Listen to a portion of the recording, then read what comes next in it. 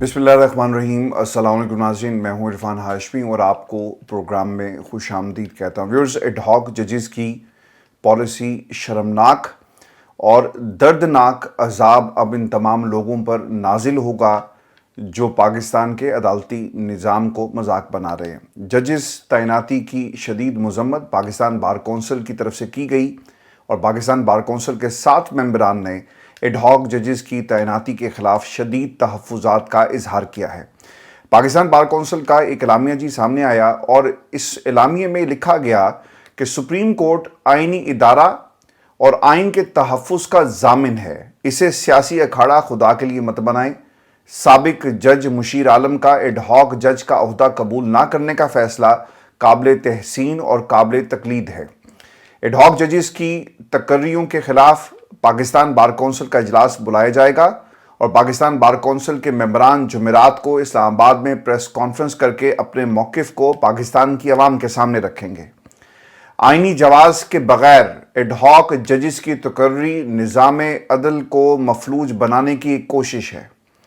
आबिद ज़ुबैरी साहब जो Pakistan bar council के रुकन हैं, वो ये कहते हैं कि एडहॉक जजेस की तैनातियों के मामले में आइन बड़ा वाज़ेह है।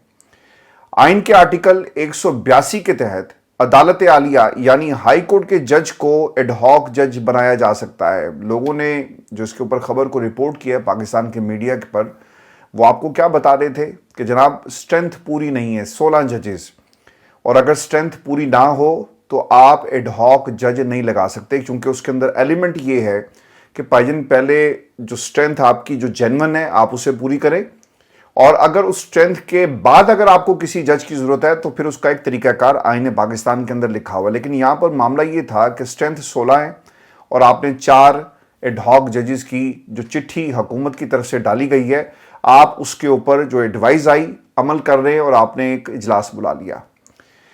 ओहदों के पेशकश जो है वो मुशीर आलम साहब को की गई, लेकिन पाकिस्तान बार कौंसिल ये समझती है कि मुशीर आलम साहब का नुक्ता नज़र समझ लें और आइन का आप साथ दें। मनपसंद फैसलों के लिए जजेस की तकर्री मंजूर नहीं। अदालतों और मुल्क को एडहॉक इज़्म की नई आइनी तरीके से चलाने की ज़रूरत नहीं है।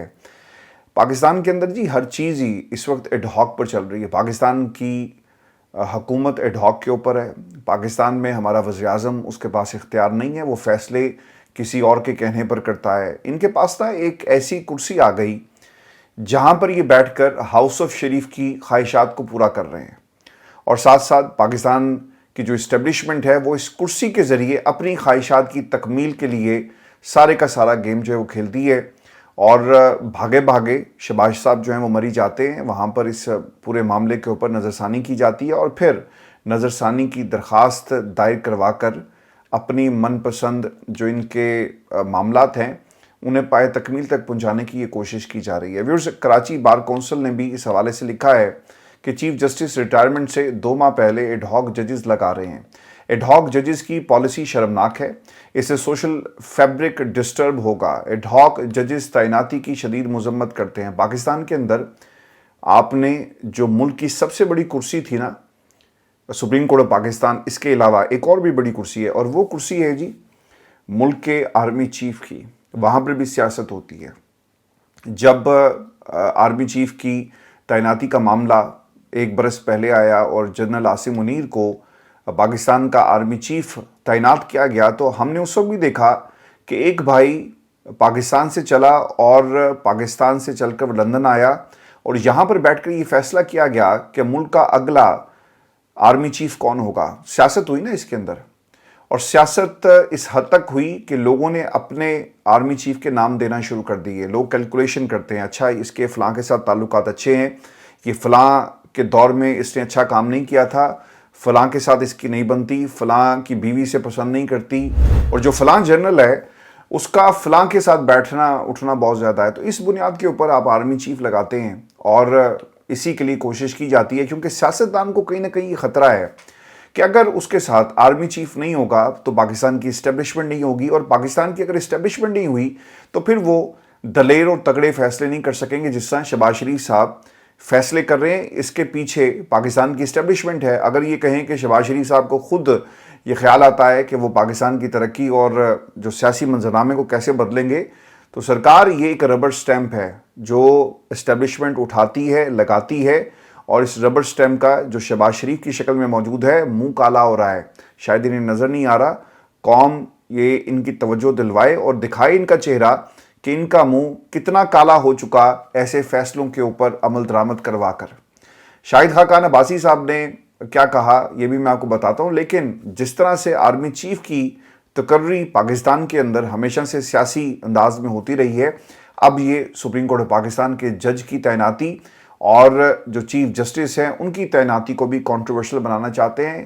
خدا کے لیے ایک ایسا ادارہ موجود تھا جہاں پر انصاف اور قانون اور ایک پرنسپل سیٹ کر دیا گیا، لیکن سیاستدان اسے بھی خراب جو ہے وہ کرنا چاہتا ہے۔ شاہد خاقان عباسی صاحب نے کہا کہ ایڈ ہاک ججز کی تعیناتی سے نظام درہم بھرم ہو جائے گا، یہ تو معاملہ مشکوک ہو گیا، ایک فیصلہ آپ کی مرضی کا نہیں آتا تو 2 دن کے بعد آپ ایڈ ہاک ججز تعینات کرنے کے لیے ایک پوری کی پوری گیم کھیلنا شروع کر دیتے ہیں۔ سر یہ جو معاملہ مشکوک آج کا نہیں ہوا، جس دن سے یہ حکومت بنی ہے اور اس سے پہلے 8 فروری کے انتخابات سے پہلے جو کچھ ہم نے اس ملک کے اندر ایک انجینئرڈ ماحول دیکھا، یہ معاملہ اسی دن سے خراب ہو گیا جس دن آپ نے عمران خان کی حکومت جو انہوں نے خود سے پہلے گرائی اور بعد میں آپ نے گرائی، اور جس انداز میں تحریک عدم اعتماد آپ لے کر آئے امریکہ کے کہنے کے اوپر، یہ معاملہ اسی دن سے خراب ہوا۔ پچھلے 3 برس کے اندر اس ملک کے اندر کوئی خیر کی خبر نہیں آئی۔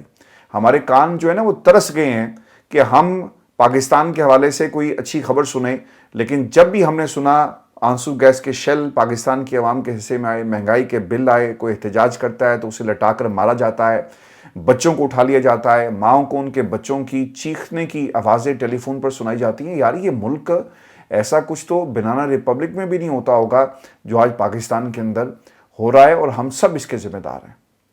بیرسٹر گوہر کیا کہتے ہیں؟ وہ یہ کہتے ہیں کہ سپریم کورٹ میں 4 ایڈ ہاک ججز کی ایک ساتھ تقرری کی کوئی مثال نہیں ملتی، اس سے کیسز کا بوجھ کم نہیں ہوگا بلکہ ایک نیا کیس کھل جائے گا، اور یہ حکومت وقت اور قاضی صاحب کے خلاف ہوگا، اور قاضی صاحب نے اب کوئی ایسی کسر نہیں چھوڑی کہ ان کا نام پاکستان کی عدالتی تاریخ میں سیاہ حروف میں نہ لکھا جائے، بلکہ بڑے بڑے حروف میں پاکستان کی ہر دیوار کے اوپر، ہر گلی، ہر چوراہے میں ان کے نام کے بینرز لگیں گے، اور پاکستان کی عوام انہیں ایک ڈکٹیٹر چیف جسٹس کے طور پر یاد کرے گی۔ اب خدشہ یہ بھی ہے کہ اس اقدام کا مقصد پاکستان تحریک انصاف کی مخصوص نشستوں سے متعلق ہے، یہ بات جو ہے وہ شاہد خاقان عباسی صاحب کر رہے ہیں، اور پھر وہ یہ بھی کہتے ہیں کہ چیف جسٹس کو ایسے نازک وقت میں عدالتی تنازعات سے گریز کرنا چاہیے۔ سوال یہ اٹھایا جا رہا ہے کہ قاضی فائز عیسیٰ ریٹائرمنٹ سے 2 ماہ پہلے آپ نے 4 ججز کو سپریم کورٹ لانے کے لیے ایسا اقدام کیوں کیا؟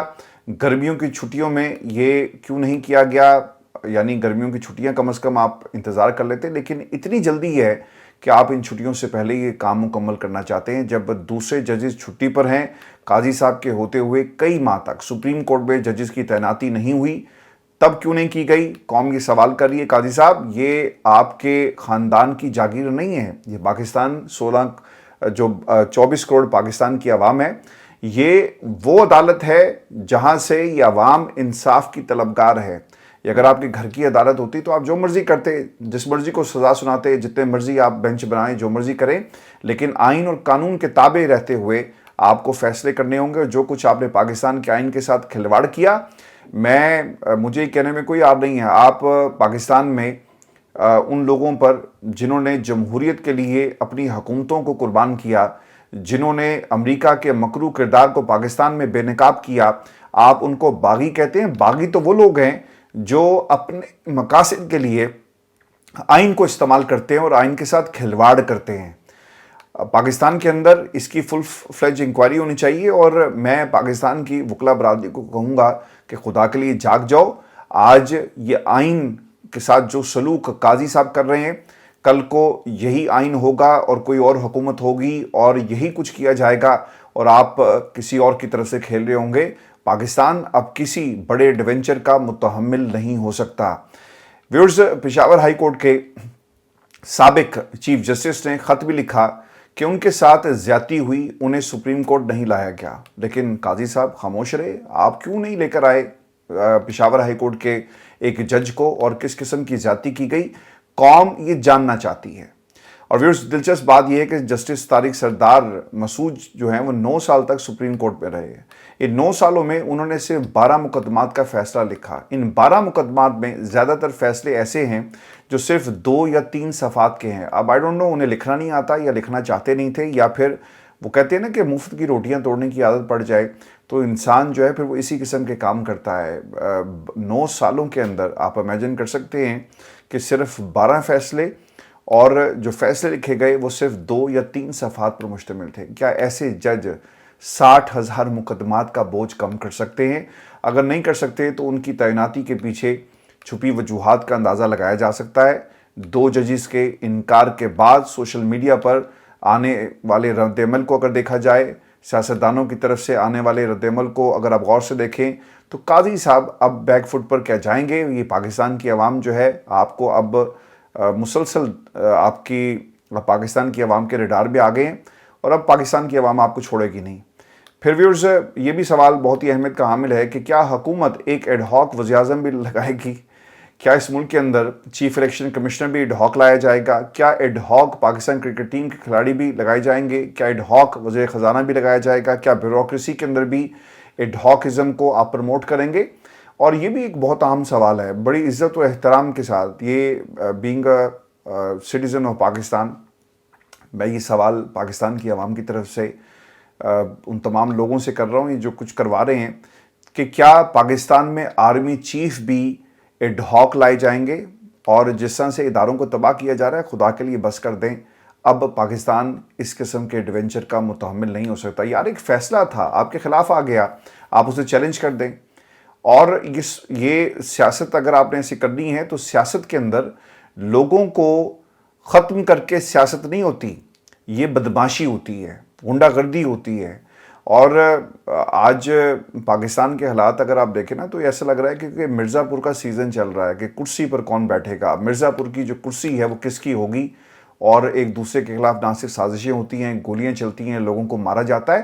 پاکستان کے اندر بھی یہی ہو رہا ہے، آئین کا قتل ہوا، عدالتوں کا قتل ہوا، ججز اپنی مرضی کے لا کے آپ اپنے جو نمائندے ہیں ان سے فیصلے کروانا چاہتے ہیں۔ یہی کچھ ہوا نا مرزا پور میں بھی، یہاں پر بھی یہ جو گینگ وار چل رہی ہے پاکستان کے اندر، اب اسے بند ہو جانا چاہیے۔ اداروں میں بیٹھے ہوئے لوگ اپنے قبیلے کی بات کرتے ہیں، اپنے قبیلے کو آگے لے کر جانے کی بات کرتے ہیں، اپنے قبیلے کو تحفظ فراہم کرنے کی بات کرتے ہیں، اور اپنے قبیلے کے پاس سرداری رکھنا چاہتے ہیں۔ سرداری صرف پاکستان کی عوام کی ہے، جسے تمام اداروں کو سمجھنا ہوگا۔ ویورز، مخصوص نشستوں کا کیس، اس حوالے سے بھی میں آپ کو خبر دے دوں، الیکشن کمیشن پر توہین عدالت، اور الیکشن کمیشن کور کرنے والے جو صحافی ہیں وہ کیا خبر دے رہے ہیں۔ وہ یہ بتاتے ہیں جی کہ الیکشن کمیشن نے سپریم کورٹ کے 8 ججز کے فیصلے کو غیر آئینی قرار دیتے ہوئے عمل درآمد کرنے سے انکار کر دیا ہے۔ اب یہ پبلکلی نہیں کہا، لیکن جو لوگ مسلسل رابطے میں ہیں، اور اگر آپ کسی ممبر سے بات کریں تو بتایا ہی جاتا ہے کہ یار ہم نے نہیں عمل کرنا ہے اس کے اوپر، یہ ایک غیر آئینی فیصلہ ہے۔ الیکشن کمیشن کا کیا ماننا ہے؟ وہ یہ کہتی ہے یہ باڈی جو ایک جعلی باڈی ہے، ایک جھوٹا الیکشن کمیشنر ہے، وہ کیا کہتا ہے جی؟ الیکشن کمیشن ایک آئینی ادارہ ہے، وہ صرف آئینی فیصلوں پر عمل درآمد کا پابند ہے، غیر آئینی فیصلوں کی الیکشن کمیشن کے سامنے کوئی اہمیت نہیں ہے۔ اور کل الیکشن کمیشن کا سپریم کورٹ کے فیصلے پر ایک انتہائی اہم اجلاس ہو رہا ہے جی، یہ 10 محرم کے بعد، اور اس سے پہلے اس طرح کی خبر بھی آنا پاکستان کی عوام کو بہت کچھ بتا رہا ہے۔ کیا چیف الیکشن کمیشنر کو بتایا گیا ہے کہ نظر ثانی درخواست پر فیصلہ کیا آنا ہے؟ الیکشن کمیشن کس کے بلبوتے پر، یعنی کسی کی سپورٹ تو ہوگی نا کہ آپ کسی کی شے پر، کسی کی سپورٹ پر آپ ایسی باتیں کرتے ہیں۔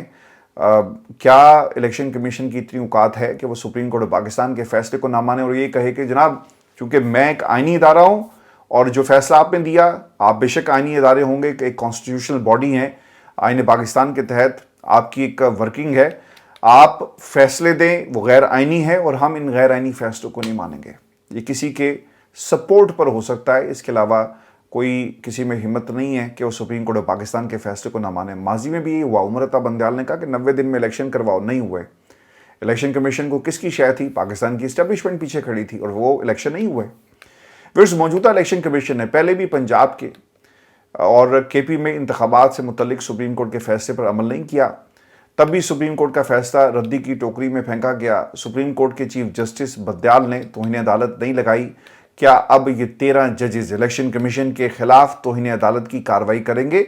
सर, ये अब आपका भी इम्तिहान है। अगर अब सुप्रीम कोर्ट पाकिस्तान नहीं जागी, अदलिया नहीं जागी, पाकिस्तान में वकला बरादरी नहीं जागी, तो फिर मुल्क के अंदर वही हुकूमत करेंगे जो पिछले 73 वर्षों से 74 वर्षों से जब से पाकिस्तान बना है वो हुकूमत कर रहे हैं।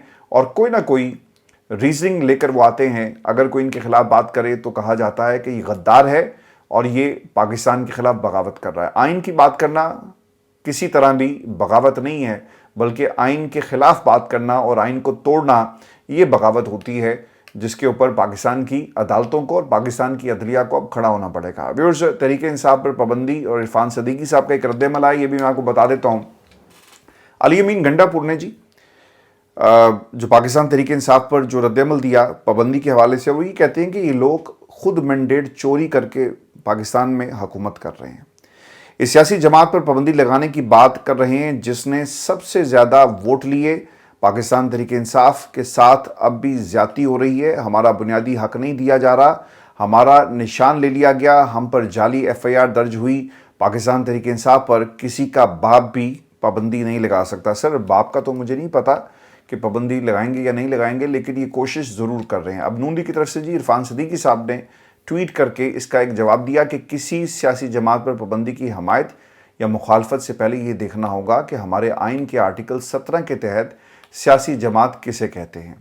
तय करना होगा कि जानबूझकर मुल्क की तरक्की और खुशहाली को नुकसान पहुँचाने, आलमी मालियाती इदारों को पाकिस्तान की मदद से रोकने के लिए मुजाहरे करने और खतूत लिखने, भारी सरमाए से दुनिया के मुख्तलिफ ममालिक को पाकिस्तान दुश्मनी पर उभारने, भारतीय लॉबी से मिलकर पाकिस्तान को रुस्वा करने, चंद घंटों के अंदर 250 से ज़ायद दिफाई तनसीबात पर हमला करने, शोहदाए वतन की तौहीन करने, फ़ौज में बगावत की साजिश करने और अपने ज़रिए असर मीडिया को कौमी सलामती के इदारों के ख़िलाफ़ झोंक देने, पाकिस्तान दुश्मनों से फ़ंड लेने और पाकिस्तान को दुनिया में तनहा कर देने के जतन करने वाले गुरोह को आर्टिकल 17 के तहत बाज़ाब्ता सियासी जमात का इस्तेहकाक हासिल है। सर, आपने कुछ दिन पहले ही इरफान सदीकी साहब मेरे हमनाम हैं जी, मुझे हैरत होती है कि आप इरफान का मतलब होता है कि अच्छी बात करने वाला, ज़्यादा इल्म वाला, लेकिन आपका इल्म यहाँ पे सिफर हो गया। कुछ दिन पहले क्या हुआ है? कुछ दिन पहले आपके कायद, महबूब कायद बाऊजी, जिनके बारे में आप ये कहते रहे कि एक रिकॉर्ड बनाना चाहते हैं चौथी बार वज़ीर-ए-आज़म बनकर, सर तुसी अपने रिकॉर्ड से लगे रहो। पाकिस्तान का जो आपने जनाजा निकाल दिया, इस जनाजे का भी एक रिकॉर्ड जो है वो आप ही के हाथों से बना, और महंगाई और बिजली के बिल और जो कुछ हो रहा है ये भी एक रिकॉर्ड आप ही को इसका क्रेडिट जाता है। आपने कुछ रोज़ पहले क्या किया? इधर से मोदी सरकार ने हल्फ लिया और इधर से ट्वीट हुई, इधर से मुबारकबाद हुई, उधर से शहबाज शरीफ साहब जो हैं, और फिर आपको इसका मुंह तोड़ जवाब भी दिया गया। पाकिस्तान के अंदर मोदी को आपने अपने घर में बुलाया, इमरान खान ने नहीं बुलाया।